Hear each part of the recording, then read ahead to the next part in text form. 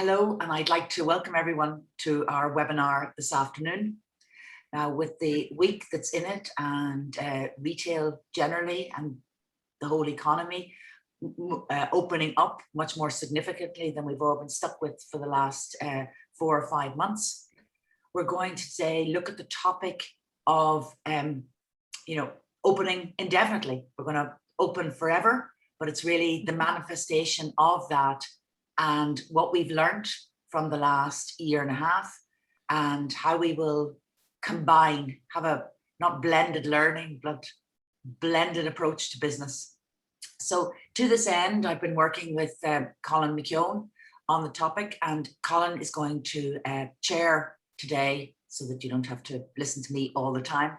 And I'm absolutely thrilled to have with us Geraldine Gray. I've been a great admirer of Geraldine in the Leitrim Design House for many, many, many years. And I had the privilege of managing to drop in last summer because I'm not in that part of the country very often. And wonderful, wonderful shop, wonderful concept. So she's joining us.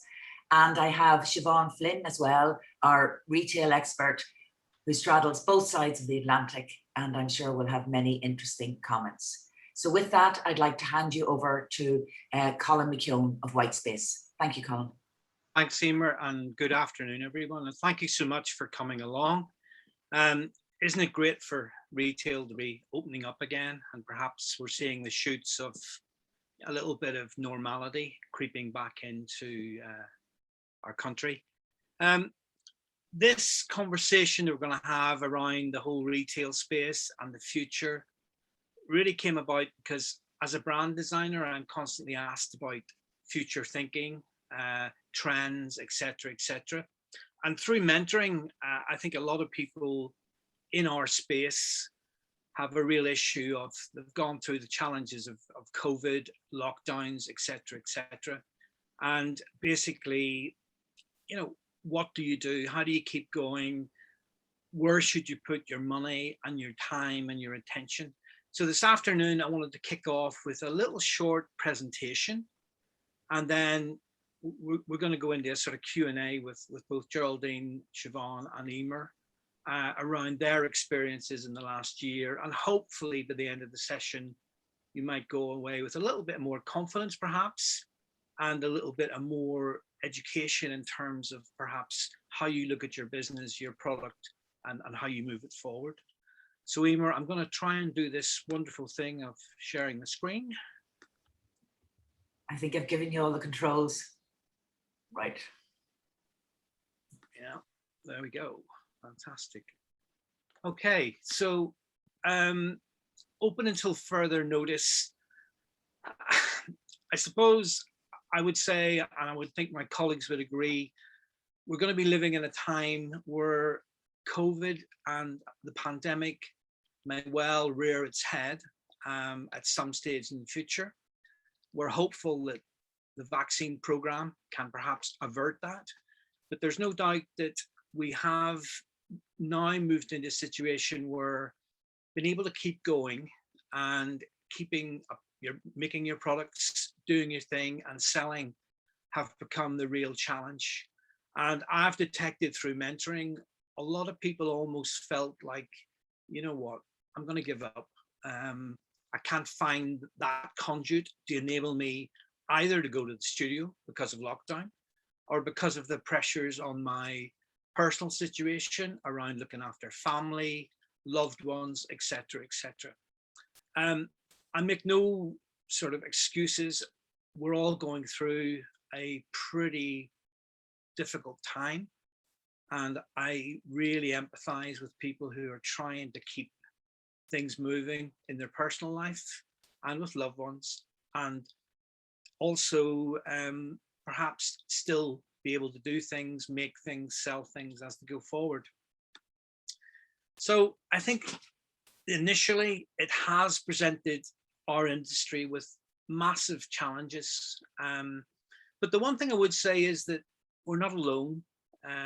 Everyone is in this space. And in a funny sort of way, the future is sort of on hold at the minute because no one's quite sure of what the future will be.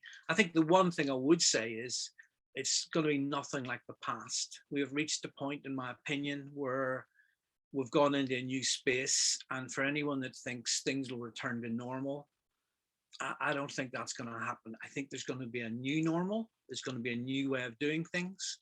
And I think the old conversation around clicks and bricks, I think now that's been replaced by perhaps a different conversation, which is much more about how can we work together to have a much better approach and a much better presentation of our products for customers. Also, I think COVID, the transition to online has been massive. Things like the relationship perhaps with the guys in the Leitrim Design House and other retailers that were stocking craft and design products, that has really changed. Unfortunately, some of those relationships may not come back, but I always believe there are opportunities out there, and sometimes new opportunities come along and you may well develop new opportunities and processes and things that you might do with your product to make it more successful. So I think in terms of the whole thing, we are in a space where everything's changing, and sometimes with that change, it's a great time to review what you're doing. And a lot of makers, designers have been doing that. So what have been the challenges? Well, obviously lockdown has been massive, just in terms of the restrictions of movement of people, going to work, staying at home. I think the big thing for a lot of people has been trying to find that time to create. If you can't go to the studio, well, what do you do as a, to replace that? And for a lot of people I would sort of deal with, they are perhaps looking at other areas that they can actually move into to produce products that may well end up being sold. I think the other thing sometimes is pure basics like getting raw materials, quite apart from perhaps Brexit and some of the issues that it has brought up. Just being able to get raw materials has been incredibly difficult for some people in this space.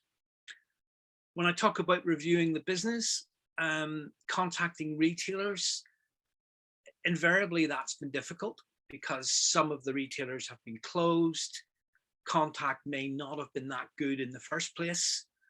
So trying to sustain a conversation, trying to enable people to know what you're doing and what you're making can be very, very difficult.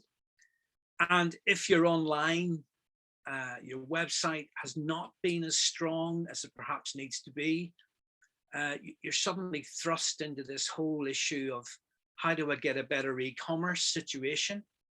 But I do know that Leo's have been helping with a little bit of funding in terms of getting online and the e-commerce side of it.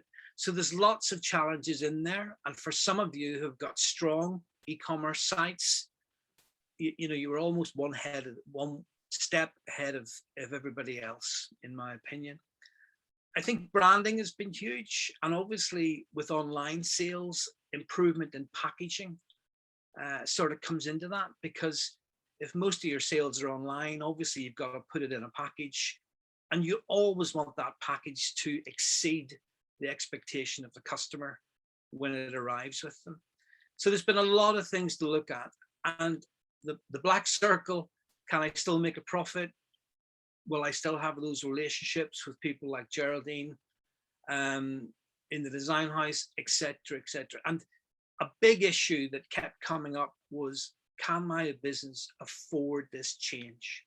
Do I have the resource to put money behind branding design, packaging design, and perhaps a new website? So lots of things in there that were challenges and perhaps still are challenges.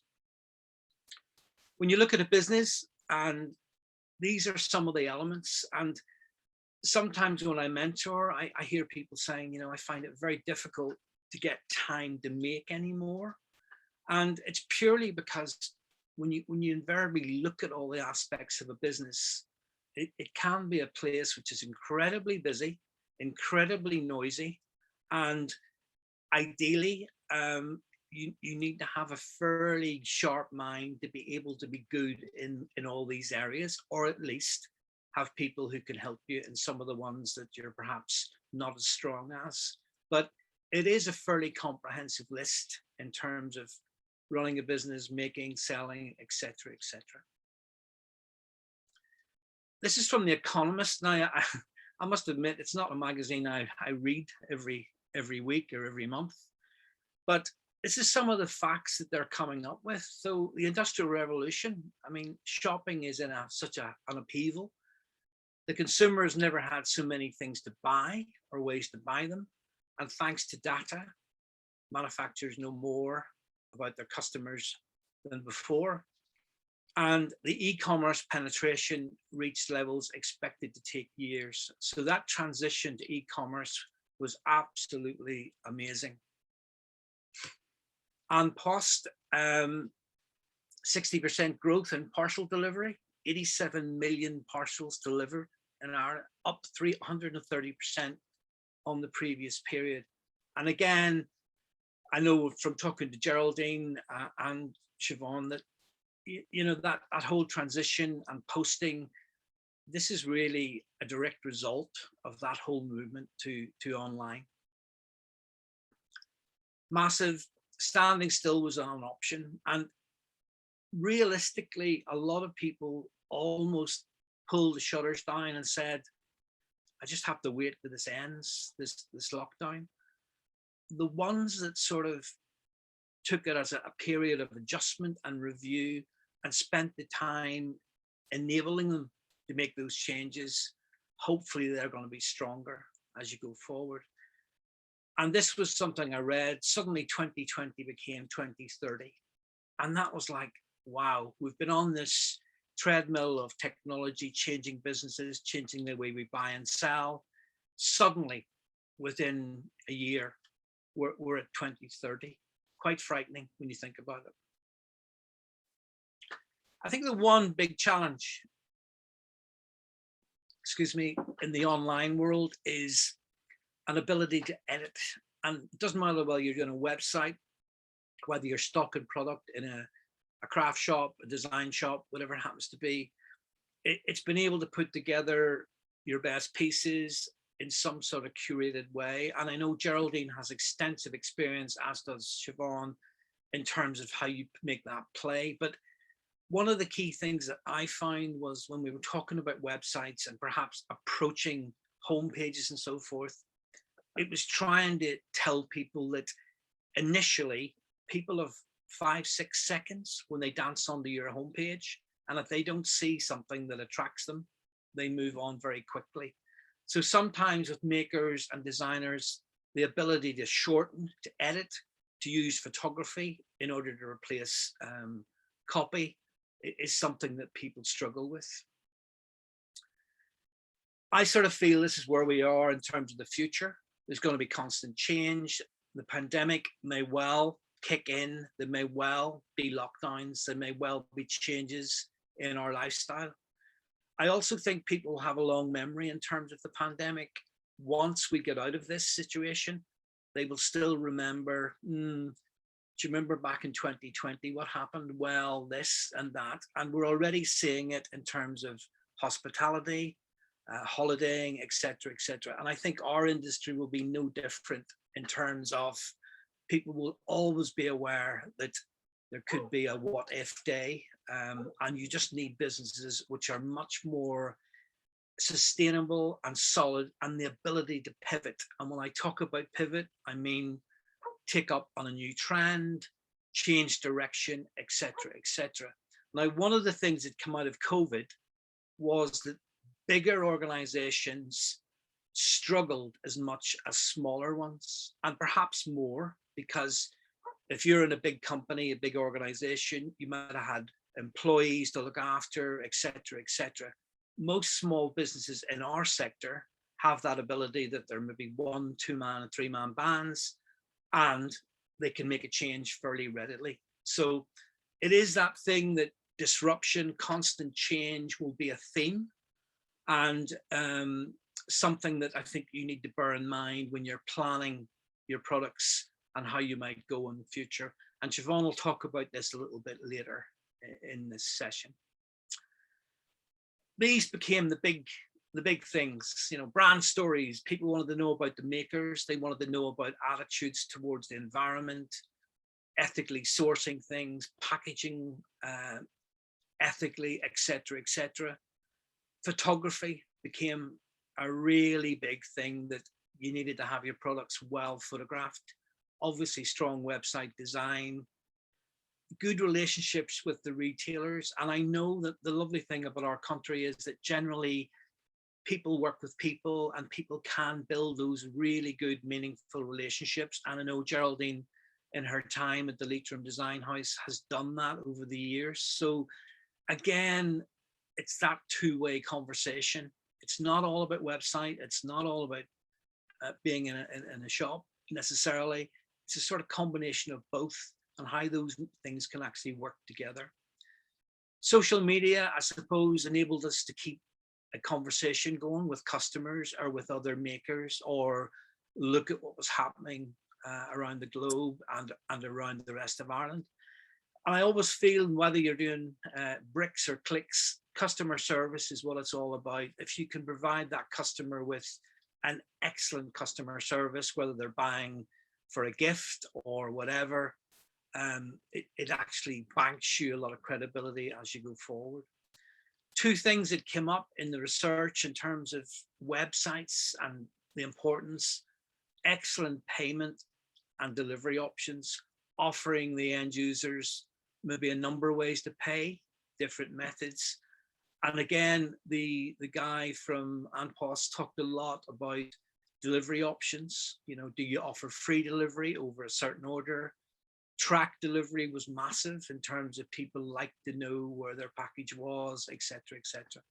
And I just mentioned product packaging became something that was vitally important in terms of a touch point that could lead to a second sale and a more sustainable relationship with the customer.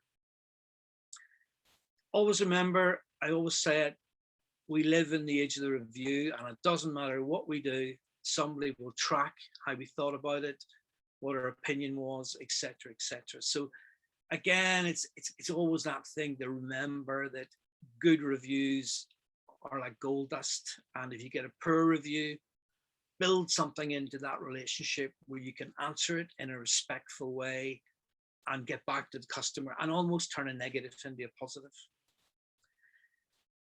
Good branding gives your product a voice. I believe that passionately.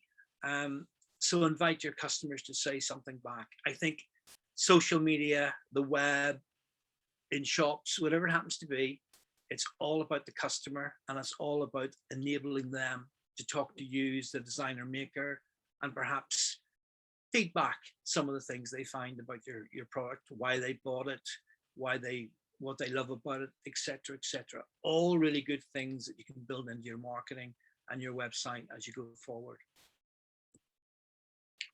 This is a big statistic. 83% of customers want a omni-channel online experience. And at this stage, I'm going to bring in Siobhan, and she's going to take that wee subject and talk a little bit more about it. Thanks, Colin. That was a great presentation, really comprehensive. I think that you've touched on all the major points that surely everyone that's joining us today are experiencing, and anyone who watches this later on are experiencing. Omnichannel, you know, it sounds sort of like a scary buzzword. It's not really. It's just a fancy way of saying that you're really looking to highlight and develop the way you interact with your customers across different channels. You know, it's a little bit different from multi-channel. So I think for today's purposes, we'll kind of use them as the same, multi-channel, omni-channel. But really what we're talking about is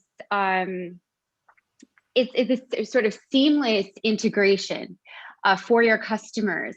So whether they're popping into your bricks and mortar store to have a quick browse, but then they're going home and they're purchasing whatever they saw either on your website or maybe through Instagram or Facebook or even Pinterest, whatever, or even TikTok, you know, like whatever social media channels you use, that their journey is an easy one. They know that they know that that they understand exactly what your needs are, what your desires are. You've provided them with not only a physical customer journey that's pleasant, but also a virtual one as well. So they get to touch and feel, but they don't have to carry or lug all those bags around town. They get to pop in on their lunch hour for 10 minutes and have a quick browse, but they get to go home that evening after work, relax with their cup of tea or a glass of wine, and shop at their own pace, you know, kids in bed. It's really, really important, I think, for all of us retailers to, and I kind of want to go back to something to say, there are lots of people here that maybe didn't trade online.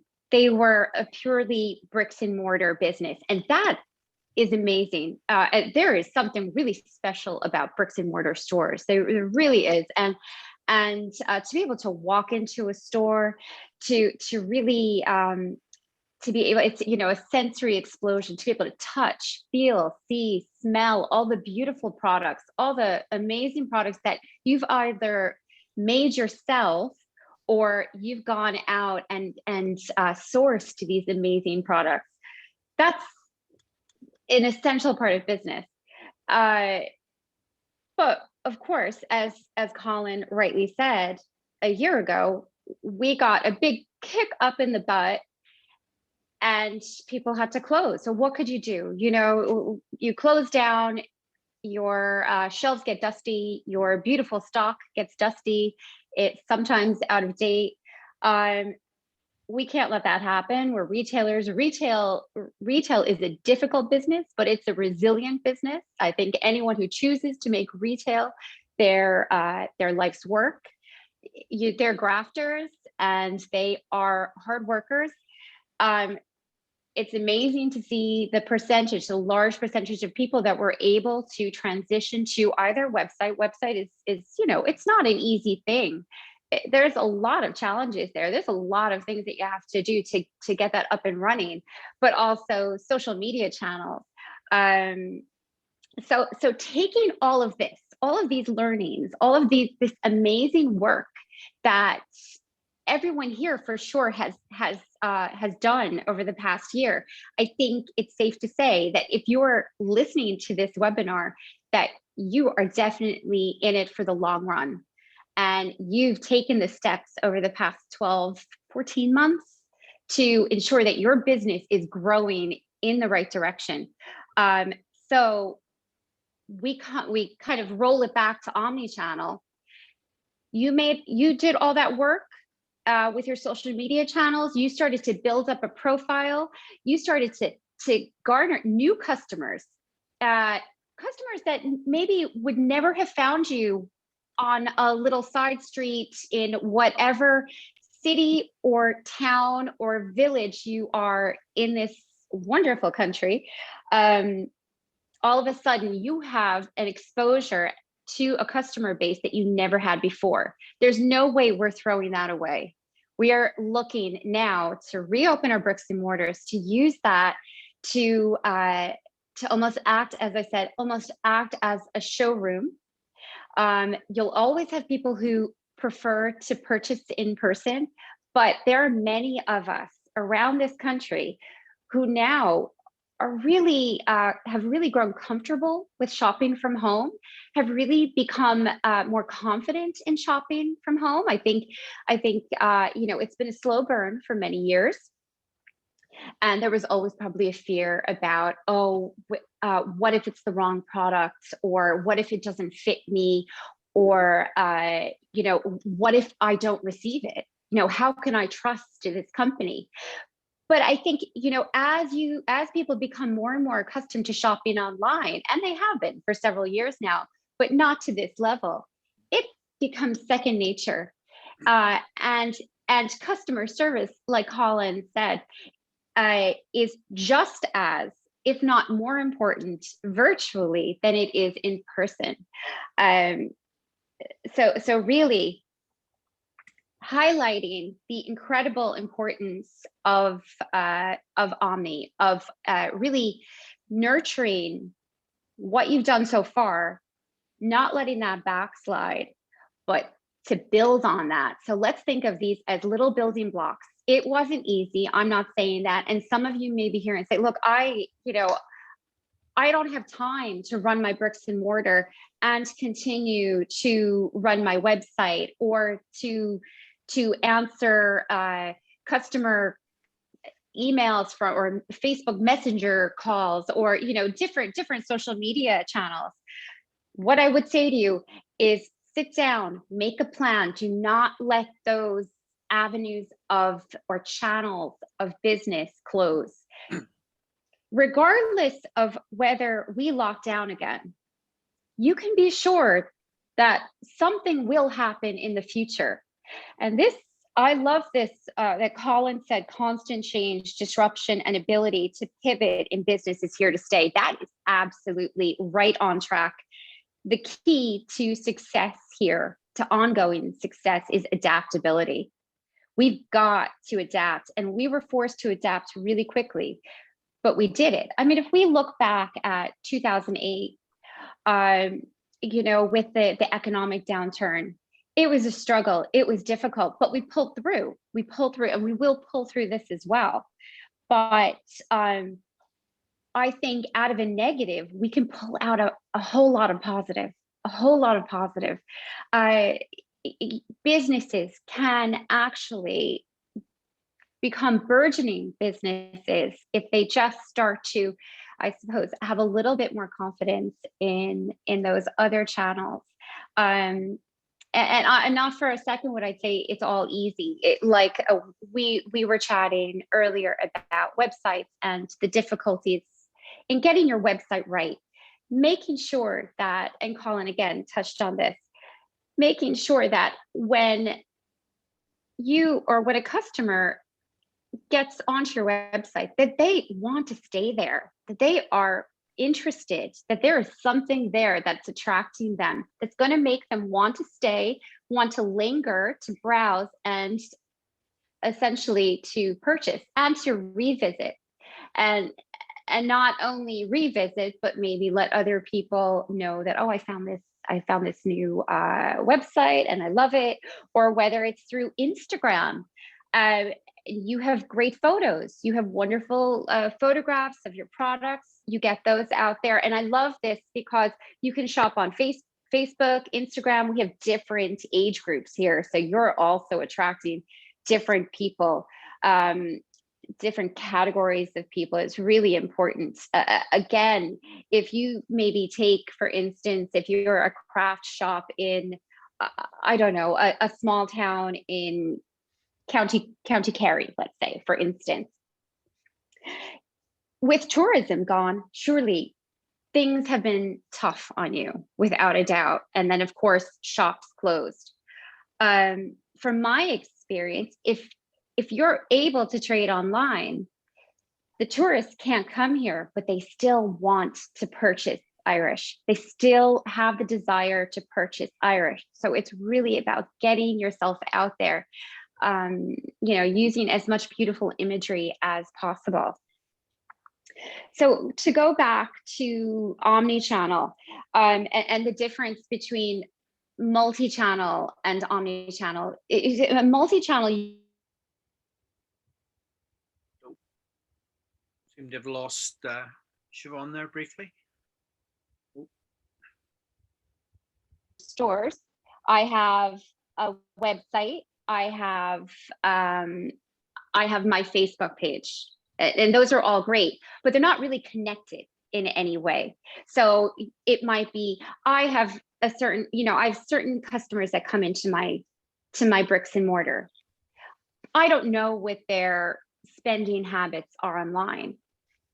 But if we think of omni-channel, we think of our one customer and their journey across your business, in your bricks and mortar, on your website, on your Instagram page, on your Facebook page. And at each time they visit any of those places, their experience is connected. It's all connected. So if I, for instance, see a beautiful vase on Instagram, and then I go into your shop or I go into your website, it's all connected there. So my experience becomes really personal. There's a lot of work involved in that. So, which is why I said for today, we'll talk about sort of multi and omni, because I think it's small steps getting to that, and really just depends on how big your business is. Even small businesses, though, who are really adept at social media, do that really, really well, really, really well. Yeah, so I think the importance, and I know Colin highlighted this on many of his slides, what we're looking for here is to protect ourselves against any future external forces. No one here could have predicted what happened. No one could have predicted really the economic downturn, although maybe more so. But we certainly couldn't have predicted a global pandemic. But yet here we are. And while, like I said, it's been difficult, we've been able to adapt. We need to keep that going. So it's really important to remain cautiously optimistic. So we definitely want to remain optimistic, but always making sure that I've been through that. I've been through this pandemic. I was able to adapt my business so that I could continue to trade. Things, yes, maybe not have been, they weren't as buoyant as I would have liked to have been, but I'm still here. I'm still here. I'm still trading. And that's what's essential. And then what I did want to touch on was, I think for the most part, everyone here attending are probably designers or craftspeople. So from a retailer's point of view, and I'm sure Geraldine will have a lot of insight here. I suppose, what we're looking for, and what's really important is, retailers were really burned as well. Their stores were closed for very long periods of time. At the very beginning, they would have had high amounts of stock sitting there, money that was all tied up. As designers and craftspeople would have as well, whether it was actual stock that had been already made or in raw materials. And so we were all in this sort of state of limbo where you couldn't move. What we have now, I found really interesting, is last week on the news, what was suggested was that 3 billion euro would be spent in the next month in retail, which is absolutely fascinating to me. People so excited to get out there, and which is amazing.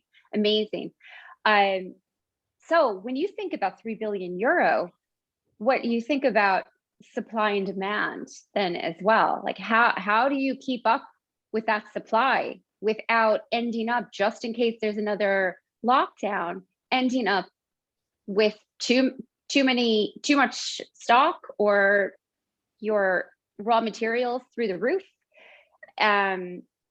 or almost worse, you can't fulfill orders as well. So I suppose it comes down to then working with your retailers, especially those retailers that have really stuck by you through the past year, those retailers that you've built really lasting relationships with, and they're personal, professional relationships, ones in which that are mutually beneficial. How can you plan together? Plan what kind of stock you need at what time, where you can maybe start to increase production, where they are going to say, yes, I'm going to take a chance and I'm going to bring in X amount of stock. But also, I think what's really important is, how can you work together to make sure that you're using both the physical space and the virtual space to the very best? that your products are being highlighted to their very best, and that you also at the same turn are highlighting your stockists at the very best as well. So if your website is embracing the stockists that you have chosen to partner with to show your beautiful items, the retailers as well are, you know, taking, I suppose, a chance, you know, on taking your gorgeous products and stocking them in their store. So how can you create a beautiful customer journey, both virtually and physically? And that's what I think is really important. I'd love to see companies working together to grow together. And as well as that, one thing that I think could be a really important element to getting back to business, if we think about how long stores have been closed and the importance of sales training or product training, I would love to see makers and crafters and designers even put little, I don't know, short little videos together for their retailers to help salespeople really understand the products, really, or maybe it's a Zoom call for 15 minutes, maybe it's a short presentation on, you know, it's so important. You know, like I've worked in retail for a very long time, and there is a huge difference between a salesperson who knows what they're talking about, who understands the product, and one who doesn't. And customers buy from the salespeople who know the product. So I think it's a responsibility, not only of the retailer, but of each individual brand to make sure that the people who are selling the product onto the end user know what they're talking about. And honestly, like little videos can be so helpful. These are all extras that you can offer to your retailers that will only benefit your relationship in the long run. And that's really it. I mean, honestly, I think just growing from the hard work, the groundwork that you've laid, continuing to build on the steps that you've taken, continuing to sell through social media channels, through websites, continuing to develop those sites to make sure that they look beautiful. Tourists will come back, but you don't want those customers only in July and August. You want those customers all year round. And that's really important. I do want to actually highlight something as well that Colin said, and it's something that I personally experienced. I know Colin was talking about packaging and deliveries, and anyone who was dealing with deliveries over the past year knows that there were some significant difficulties with deliveries, especially towards the beginning of the first lockdown. But it extended further, and then on top of that, to make things even more difficult, Brexit. So we had, I suppose, problem upon problem. Now I think those things are really starting to iron themselves out. Even from my own point of view, Brexit was something that suppliers who hadn't dealt with it yet were really uneasy about. It was a little bit scary. It's not scary. Once you do it a couple of times, it's not a big deal. But there were so many challenges. And I know that packaging costs have gone up. There are lots of little things that have made life a little bit more difficult, but there are also, I think, ways that we've been able to troubleshoot that as well. So I just want to, first of all, congratulate everyone who's on this call, because I know that you've been working really hard to keep your businesses going, and to just say thanks. It was really nice to have a chat. Okay. Thanks, Colin. Siobhan, thank you.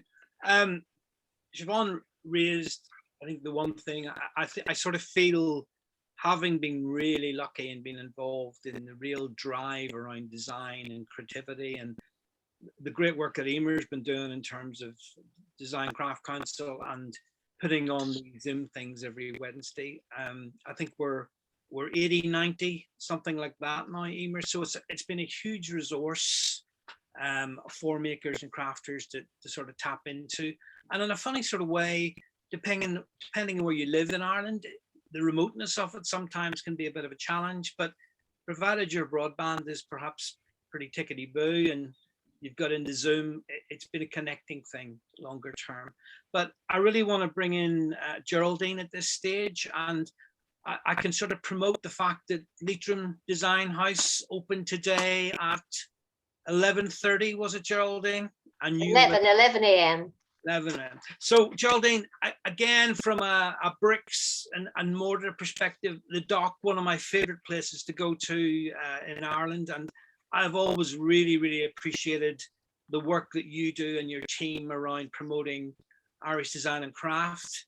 What has been your experience over the last number of months? Well, this past year has been probably one of the most challenging that we've ever had. But I think we started in a very good position. We had, you know, Siobhan has mentioned videos and telling the story of the maker. So we're pretty good on that. And, you know, we've worked very hard on that prior to the pandemic. And we had looked at bringing, you know, the shop and the website together. Yeah. So March of last year, everything closed. And our big concern then was, how do we represent our makers as best we can? And how do we give our customers access? So they were the two priorities. So we communicated quite actively with the makers. We had a training program going for the Leitrim network, which was very good timing, and they've worked away over the past 12 months. That training program adapted as well. You know, initially they were meeting and they got that wonderful benefit out of meeting in person, but yeah, it went online and we survived it going online. Everything worked out well. Then access to the customers. Well, we worked really hard on our website, and we had been, you know, we had lots of good product images, but we hadn't enough content on the website. We did a digital audit. The local Leo had support under a business continuity voucher, which we availed of. So we did a lot of homework, and we worked really hard on the website and turned the shop also into a very safe shopping experience, but a comfortable shopping experience, that it wasn't clinical. So they, you know, the little signs on the floor, we used our logo colors for those, because, you know, the Dock and the Leitrim Design House within the Dock is it's a beautiful space.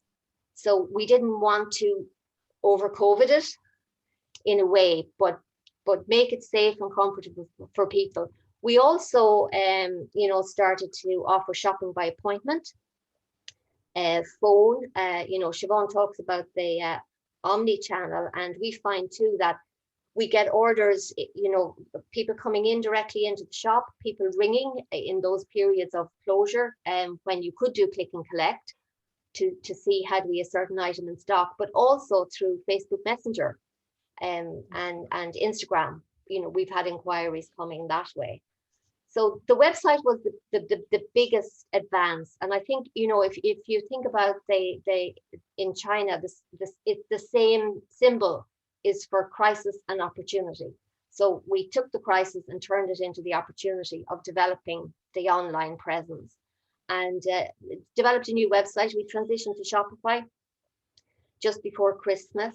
I think in that also, just to maybe our market is very much the tourist market. We traditionally, that's the way it was. We had our domestic market for the Christmas period, but in the summer season and the shoulder season, it was tourist, both international and domestic. But we survived. July and August were quite good. Lots of staycationers. Carrick-on-Shannon, it's a very small town, but it's a busy visitor town. Boat hire companies there, lots of activities, and Leitrim is working very hard on developing the brand of slow tourism, and Leitrim Design House and the craft that's available, that's made within the county, you know, is very much part of that story. The website really got us through November then, because we closed again, and it was so important in that pre-Christmas period. This year I think has been more challenging, because we've continued to work on the, you know, the web presence. We've built great content. We've got some really good lifestyle photography now, which I think has made a difference as well, because also that transitioning of the physical store and the digital store, and having the same theme or vibe to both is really important. So we're very pleased with the new lifestyle imagery on the home page. But we found online was more challenging this spring, this first quarter of the year, and maybe it's just off season, but we're really happy to be open now, because we need both.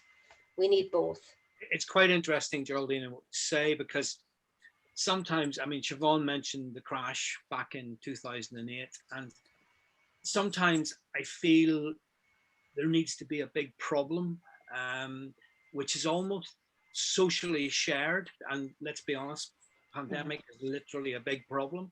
But perhaps, would you agree that you might never have addressed the website in that way had it not been for perhaps the fact that the shop was closed and you had to look at it in a completely different way?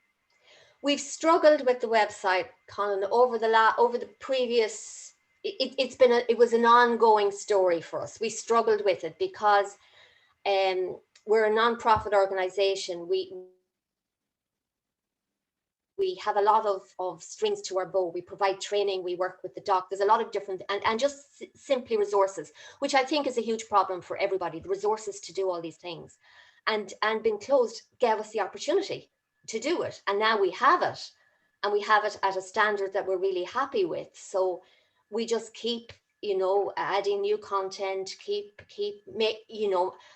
marketing it. That's a whole other story, but you know, we're working away on that, and you keep learning all the time. Absolutely. I mean, I think that's a very good comment, Geraldine, because I sort of believe every day is a school day in my world, and there's lots of things that we haven't developed well. But I think one of the things that I really am so pleased with is that I think Ireland as a country has really pushed behind the creative industries over the last number of years. And we have some fabulous people working, designer makers, creating some wonderful work. And we at last are really beginning to perhaps push our chest out and say, you know what, we have some really talented people working in Ireland. And it's fantastic to hear you talk about a website as someone that is running a design house, because I think before this there were perhaps a bit of will I do it online or will I do it with a retailer? And invariably, human nature being what it is, people get a few retailers and the online thing goes slightly, I'll not worry about that. Mm-hmm. But I do think the whole review and a lot of the people I've been working with, this has almost been a great time to really sit down and analyze the business, what they're doing, how they're doing it. And as Siobhan said, and yourself, Geraldine, ensure that if this disruption will continue, and I believe it will, I think the disruption may not be a pandemic, but the competition with being online is enormous, because all of a sudden you're trading with the rest of the world. You're not just trading in Leitrim or Carlow, or where it happens to be. So it is good to hear you talk about, you know, we need to put the energy behind the website to ensure that our bricks situation is sustainable going forward. Geraldine, you upped your game in an incredibly sophisticated and measured way. And over the last 18 months, I've been very impressed at the sort of seamlessness between your bricks and mortar and your website, and the really sophisticated use of social media. And I'm going to pose you a question without, I don't want to know the exact figures, but how have you found, because you've done your figures for 2020, how did it compare to 2019? You mean in the actual turnover, Emer? Yeah, a percentage, because I mean, you did up your online presence, you really rolled it out on social media. And I mean, I'm sure they were down, or I shouldn't assume that, but we were down. I mean, we were closed for 20 weeks, even I know you were. With the online presence. Yeah. So our turnover would have been down about 50%. 50%. Yeah. And then if you take the summers, when we opened up last summer, did you really benefit from home tourism and people coming out? Did you find that they were investing in the made local idea? Absolutely. The made local was really huge. I mean, it really made a difference. And what we're finding as well, just, you know, with the online presence, that people were maybe checking product out online and then coming into the shop. Or we've seen also, you know, that it's maybe 3 or 4 visits in before people will, you know, there's a whole investment into purchasing, particularly depending on the price point. But I think all that local, support local, shop local, be local, you know, the Leos were doing it as well as the Design and Crafts Council. That was absolutely huge. And that took pressure off us as a retailer, because you only have so many resources. So that was a huge incentive. Yes. We have some questions and comments in the chat. And I just would like to say, you know, that Dan has come out with a really good one, that managing risk is really critical, and people have to be aware of counterparty risk. And counterparty risk is the likelihood or probability that one of those involved in a transaction or supply chain might fault on their contractual obligations. Now, before I throw that up for discussion, I think something that's really important is no one really could have seen the pandemic coming, but Lehman Brothers crashing was human and was avoidable, and happened for a whole raft of reasons that we won't go into today, to do with avarice, greed, and all that kind of stuff. Whereas the situation we're in now is much different. It's a human situation, and in its awfulness, I think people are getting their priorities right that they kind of lost, but that's just my view on it. Okay. Would we like to discuss Dan's comment there? This is very heavy for the middle of the afternoon. Will I read Dan's comment again? Please. Okay. Jesus, this sounds like a master's in economics question, Dan. I'm going to take this up with you afterwards, all right? Or I'll answer it separately on an email. Managing risk is critical. People have to be aware of counterparty risk. Counterparty risk is the likelihood or probability that one of those involved in a transaction or supply chain might default on their contractual obligations. I think that's a very fair point. Mm-hmm. Everybody understand that piece? I think it's a good one, Dan. I think we need to bear it in mind. Okay. Yep. Another one. Am I the only one, sorry, that have found their website's presence being diluted by the amount of new websites now online?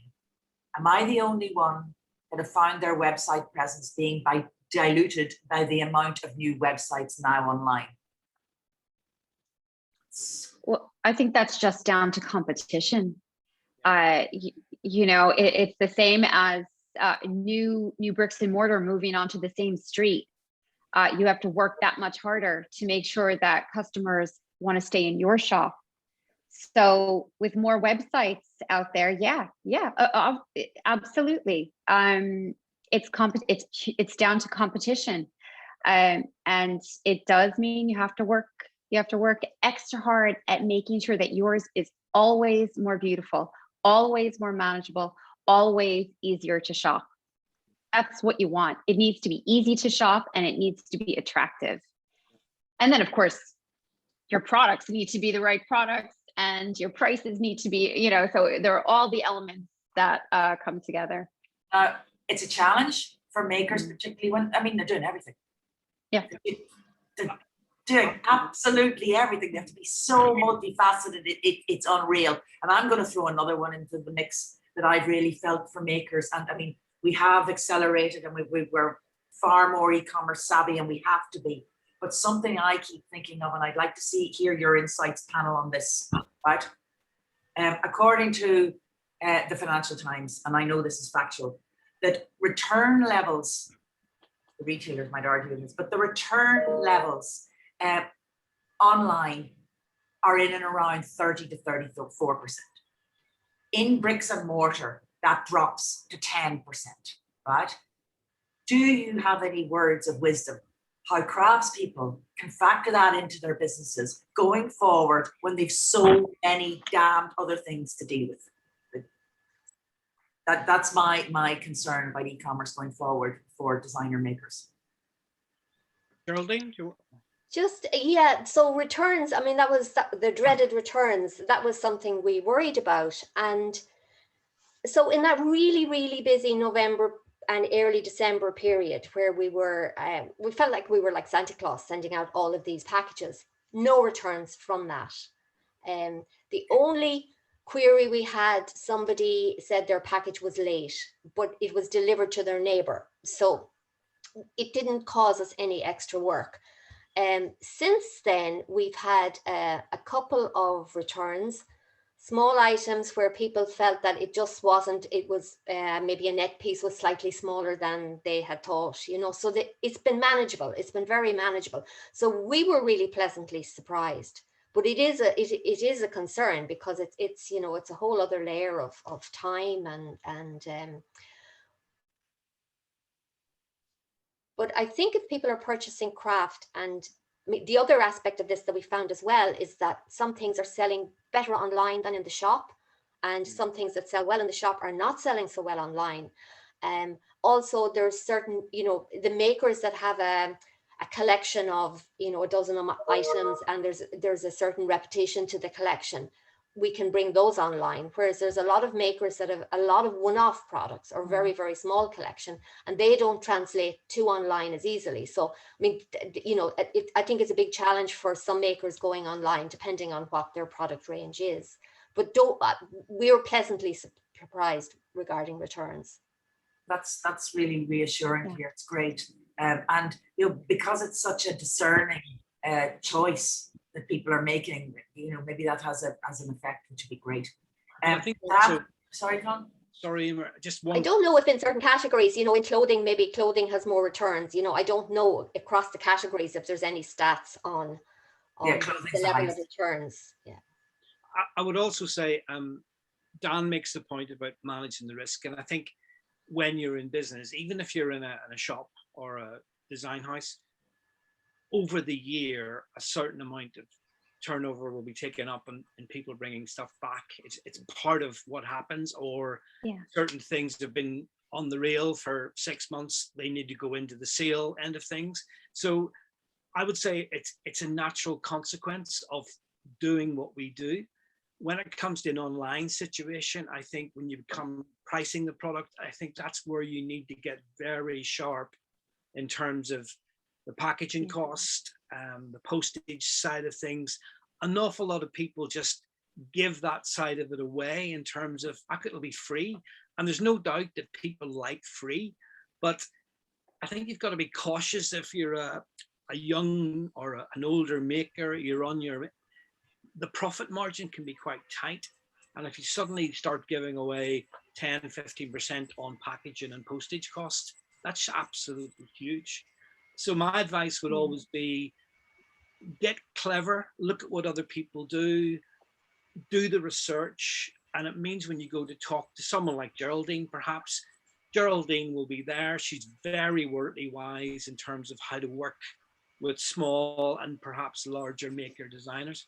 But it is getting that relationship where you can say, well, you know what, I'm making X on this. To make it worth my while, I need to be looking for this as a margin. And again, that's the difference between online and in the shop. Sometimes you're selling at cost price to the shop, knowing they have to make their margin, etc., etc. Online, you can maybe say, well, I'm getting most of the revenue back into my coffers. So as Dan says, but managing the risk, but set your business up, I would say, in a way that's sensible around the costs. Siobhan? Yeah, Colin.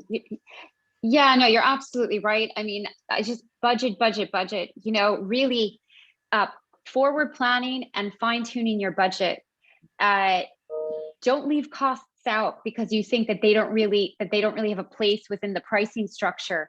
It all counts. You know, every little bit counts. And Colin's absolutely right. The way you structure your prices in it for retail is different than if you're selling direct to customers on your website. You know, you just have to build those prices, layer them, and also always including room there for extra costs, so that if something arises, you're covered. Your margin isn't being decimated. Yeah. Okay. Any other questions, Emer, or are we? Okay, this person's saying that they're going to be 70 this week. Happy birthday. And they've been self-employed for 54 years. My goodness. Fabulous. They've seen it all.